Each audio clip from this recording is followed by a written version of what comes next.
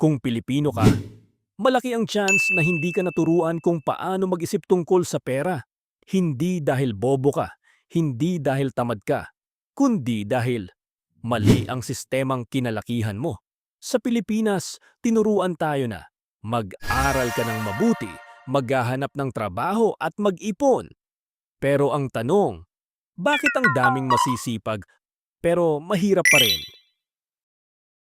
Ganito mag-isip ang mahirap. Kapag may pera siya, iniisip niya kung paano ito gagastusin. Anong mabibili ko? Anong deserve ko? Short term, instant reward. Kasi sa totoo lang, pagod na siya sa buhay at wala namang nagturo sa kanya kung paano palaguin ang pera. Pero ganito mag-isip ang mayaman. Kapag may pera siya, iniisip niya, paano ko ito palalaguin? Paano ako kikita habang natutulog? Hindi dahil mas magaling siya, kundi dahil iba ang mindset niya. Ang mahirap, takot mawala ng pera, kaya hindi siya nagre-risk.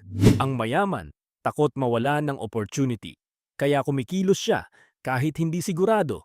Ang mahirap, naghahanap ng trabaho. Ang mayaman, naghahanap ng sistema. Ang mahirap, iniisip, paano ako kikita ng mas malaki? Ang mayaman, iniisip, paano kikita ang pera para sa akin? Pero ito ang pinakamasakit na katotohanan. Hindi kasalanan ng mahirap kung bakit siya mahirap. Kasi kung lumaki ka sa paligid na puro survival, natural lang na survival din ang mindset mo. Pero ito rin ang totoo. Responsibilidad mo na baguhin yon.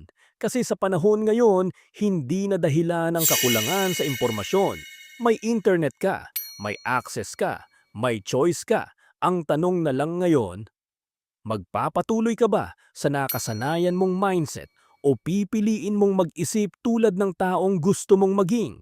Dahil sa dulo ng lahat, hindi lang pera ang pinag-uusapan dito. Ito ay tungkol sa kung sino ka at kung sino ang kaya mong maging. At tandaan mo, ang pagbabago ng buhay mo nagsisimula sa pagbabago ng pag-iisip mo.